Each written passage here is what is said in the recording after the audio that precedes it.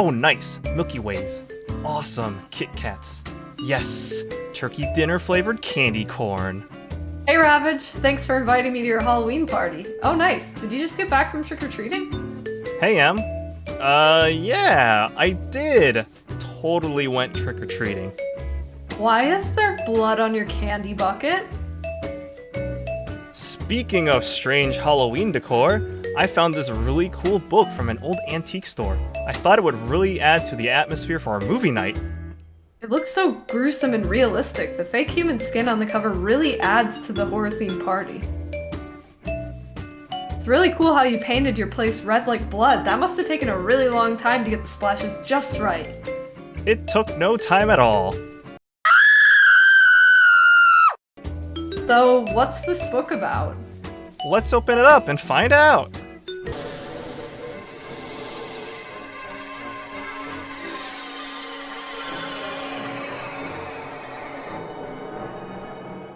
Hello everyone, welcome to another First Time Films. I'm Ravage. I'm Emothic.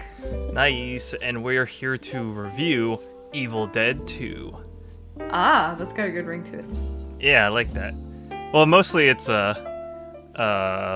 let's hear your reactions and your thoughts because you haven't seen this movie, but you have known of it before. Yeah, I knew of the series because I had had the misfortune of watching the third movie in the trilogy, which I guess I'm assuming is Evil Dead 3. Or wait, no, isn't it Ash versus... Oh, it's Army of Darkness. Army of Darkness, that's what it is. How could I forget? I tried to. This trilogy is very confusing. I think that what little I remember of Army of Darkness, this movie was a lot more enjoyable than that one. Like, it definitely... I'm like blanking on how to describe it. I feel like that summarizes how viewing this movie is, though, is it's like, it's really not meant to be understood or analyzed, it's just meant to be experienced. Exactly. Which I can't say about a lot of movies, or really any movies I've seen, aside from, tonally I likened this to, which I still stick to it, is it's like a Jim Carrey movie mixed with a Neil Breen movie. Right. You've got a lot of the wacky, really weird, kind of slapstick comedy happening, especially with the protagonist, and then it's just like these weird choices in editing that are just so bizarre and like don't necessarily make sense, but they're there and you can't change them, so you just have to experience them, and I don't know. Do you have like any, or would you like to start on a first point? Or at least we can try. Ooh, okay, well I've got about a page and a quarter page of notes this time. A little bit less than like the 3.5 pages from The Matrix or whatever. Right?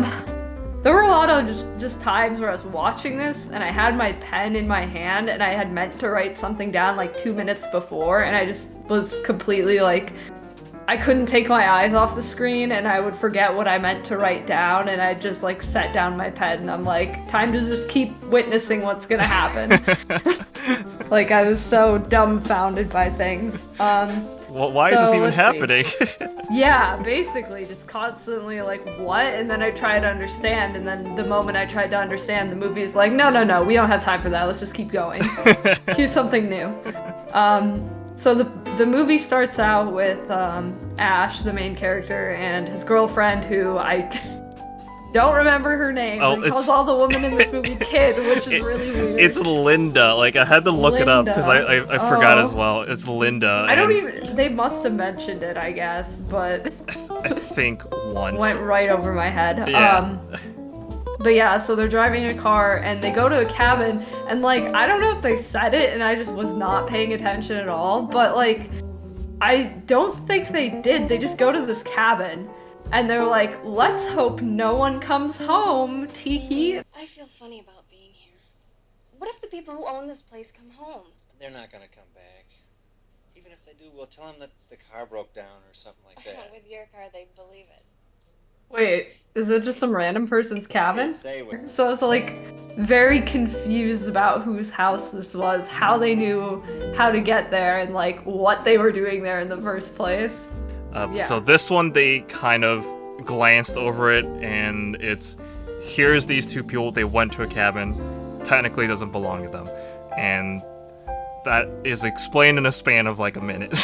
Because I think in like 10 to 20 minutes into the movie, they were like, oh, by the way, like, this is some old archaeologist's house, and they like were digging up something somewhere. I don't know, was it Egypt? Probably. Yeah. That's where all the archaeologists dig exactly. in these movies. But yeah, I was like, oh, they found the Book of the Dead, and sort of, and like, this must be their house or whatever, but like, and then that just confused me more, because I was like, wait, so they really don't know who lives here. So I did have to do a little bit of research, and apparently the second movie is absolutely like a remake from the first one, because the first one, they did not retain the rights to Evil Dead, and Evil Dead 2 is a remake. It is like, I guess, categorically a remake. They said they tried to get footage from the first film, and it just like wouldn't blend in very well to the second movie, and because it was also they're still trying to get rights to it, they were just like, okay, they were just like, forget it, we'll just do a remake. And that is why it just seems so weird and jarring, and why they didn't use any footage from the beginning or the end of the first movie. So they were able to do like the end of the second movie transition to the third movie because they retained the rights of like that particular version of Evil Dead. So next point, I guess, the which I maybe should have mentioned before. Actually, I guess I don't remember what order it played out in, whether or not we saw them in the car going to the cabin first, or if we saw like the little intro with the book. I think we saw the intro with the book first. Yeah, the intro of the book first, yeah. But I liked that really collage-y effect that they had with like that montage and the stop motion and the book going like doo-doo-doo-doo, spinning around in a circle, and kind of like their projector aesthetic that they had for a lot of things, and with like the credits and stuff and the title. I thought those were all cool, which I feel like that's the biggest strong suit of the movie, is just how much that they experiment with different kinds of like effects. The book served as a passageway to the evil worlds beyond.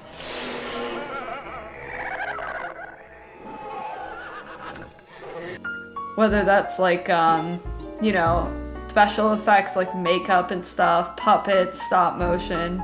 There's so much of that happens in the movie, and it's like, it's very jarring and it breaks the immersion for sure, and is like tonally very questionable. Like, you never know exactly what they're going for, but at the same time, like, even though you're watching it and you're confused and uncertain of how to feel, it's still really impressive to see what kind of stuff they were able to create. Oh, I loved all their stop motion animations, and the book was very like vibrant. Like it just popped out at you, because it just you think it could just be like a real book or a regular book, and then all the blood lettering gets scribbled, and that was all stop motion.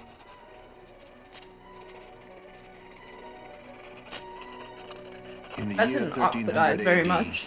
I'm sure we'll touch on more later. The blood in this movie. Yeah. I remember, it was foreshadowing, I guess, but like they were like, this is the ancient Book of the Dead or whatever. It's like 3,000 years old and stuff. And I was like, why is none of the blood on that page, on any of the pages, oxidized? It was all like bright red. I'm like, that's interesting. And like, oh my gosh, the blood takes some interesting directions later in this movie. It's very inconsistent. Oh man, so much blood. It's awesome.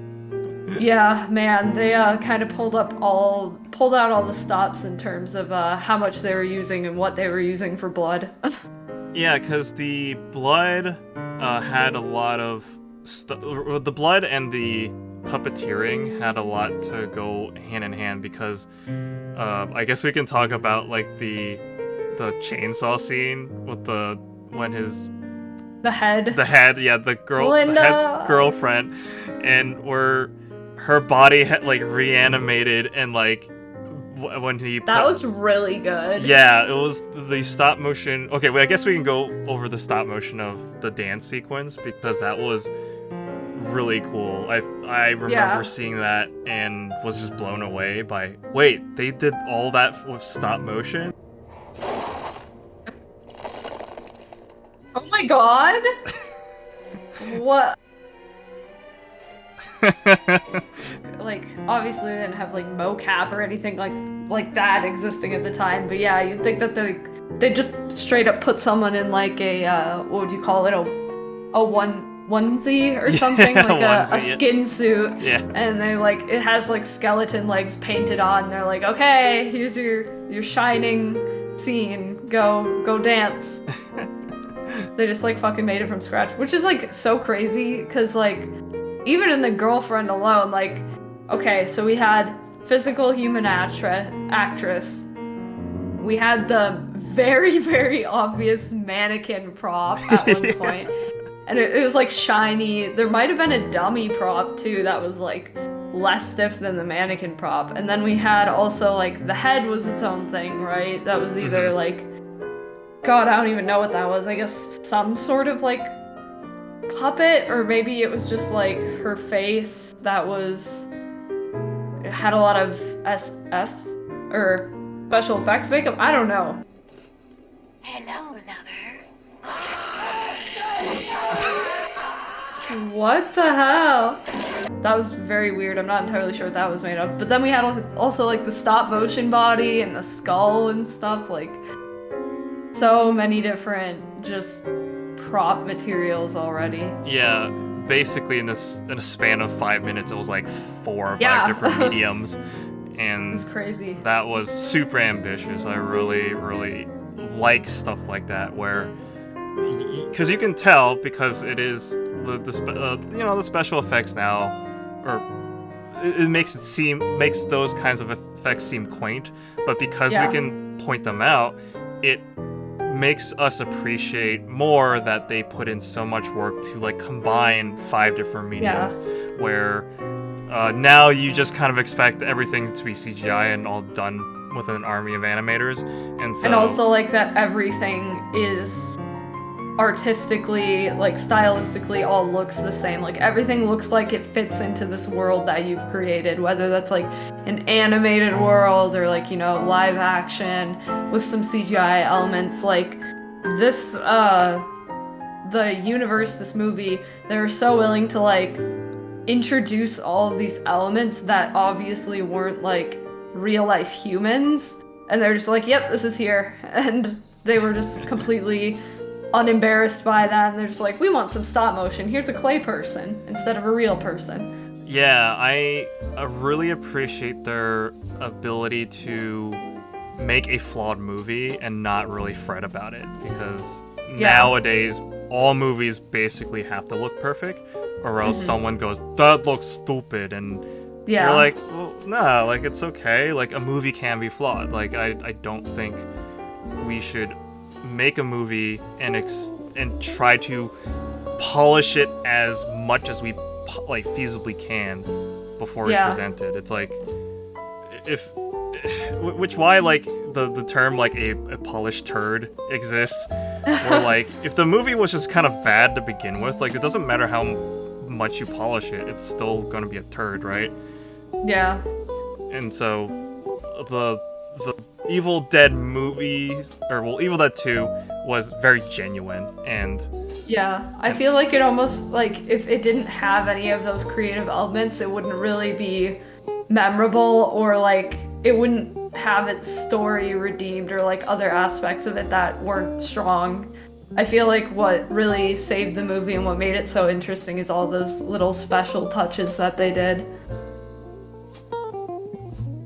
I do have a note that's like next on my list that I thought was really funny. All right. Just that, and I know it's because it's an action movie, but like whenever they're showing us the like first person perspective of the Evil Dead, and like it's zooming around through the forest, like I noticed that it always chooses the path of most resistance.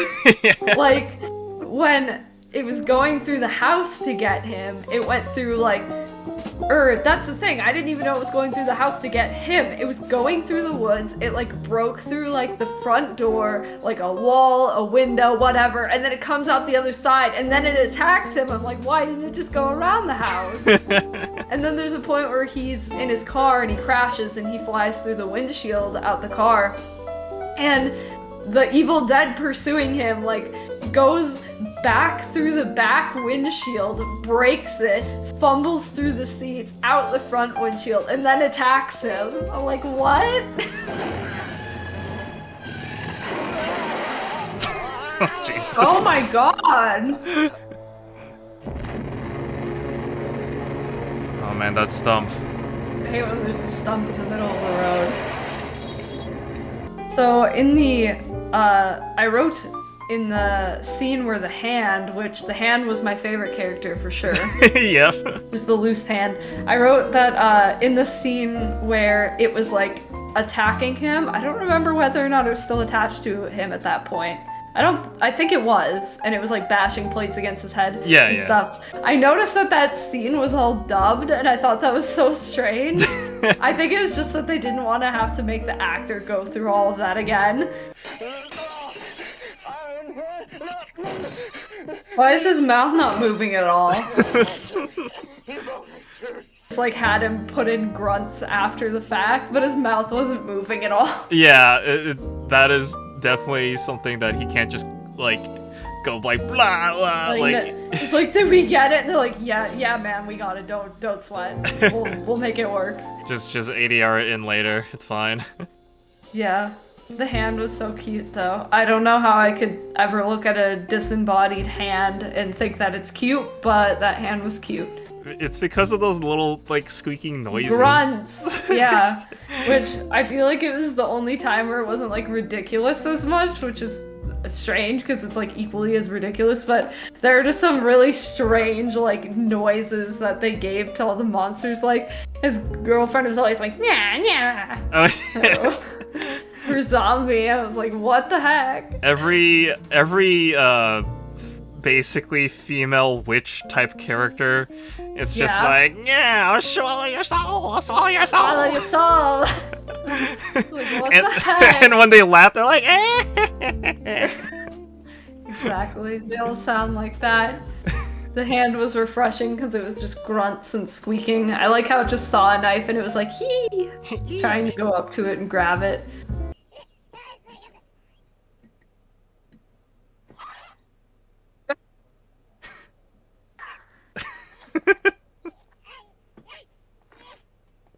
I'm starting to empathize with this hand a lot more than any other character.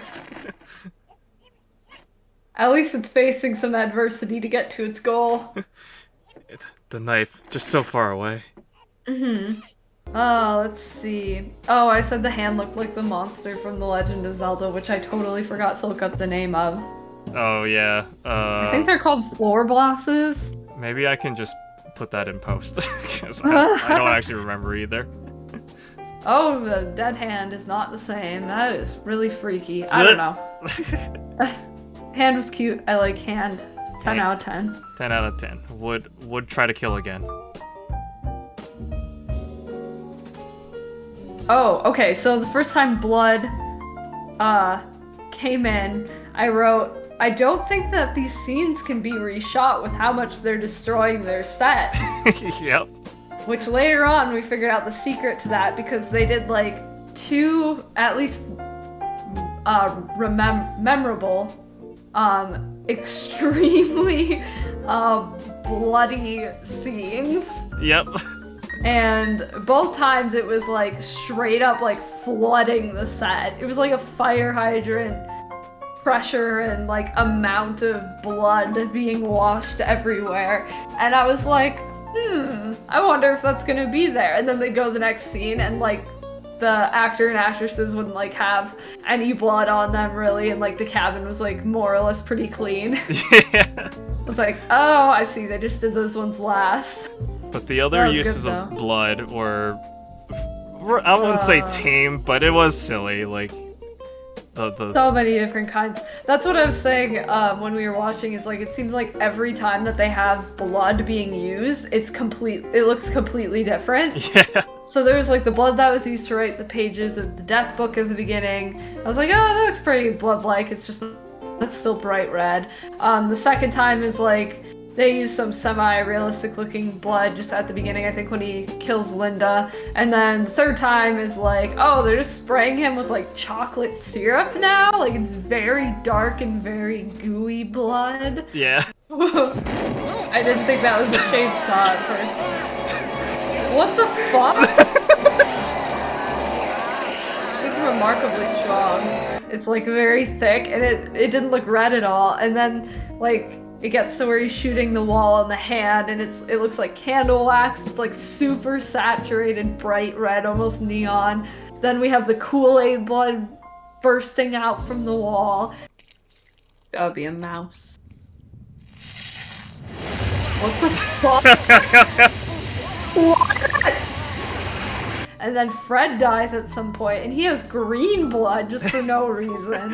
Because he's a monster now. Yeah, I guess none of the other people had green blood when they died, and they're monsters.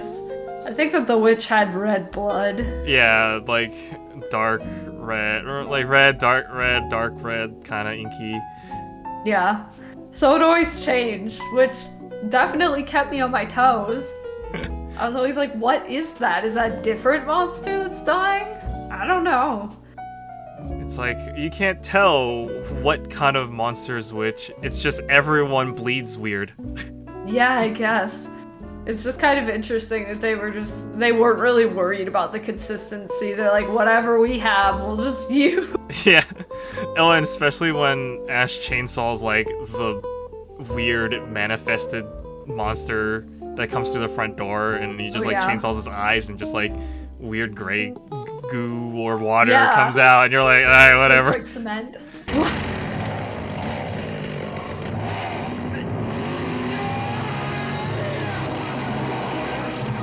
Ew. Yeah, but then I think it was also, it splashed like blue on him, so it didn't really matter. Yeah. They just like put some extra on there just for good measure, just to make sure we knew that it was in fact dying. That was like another really fun zany element of it. Mm-hmm. I made a note that the actors and actresses get dirtier and cleaner in different stages, in different scenes. So I'm guessing that was just them shooting in different days or rearranging the order of the scenes. Yeah, and that was just funny because sometimes they'd like get out of an extremely like gruesome and like bloody fight, and then they were like completely clean right after. I was like, wait, what? Yeah, it's like, we didn't really want to reapply all the makeup. And Ash is generally the one where it's the most noticeable, because I think where he's at his most dirty was like that entire wall explosion scene, but also when he was like fighting with the hand, and he was just like covered in like grime. Yeah. Seriously. And then, which, like, man, I'd feel so gross having to look like that for my role, but he obviously is just like super into it and made it work. Rolling in dirt. I mean, basically, Em, if you ever want to star in a horror film, you gotta be okay with just being dirty all the time. Dirty. Yeah. Groovy. Groovy.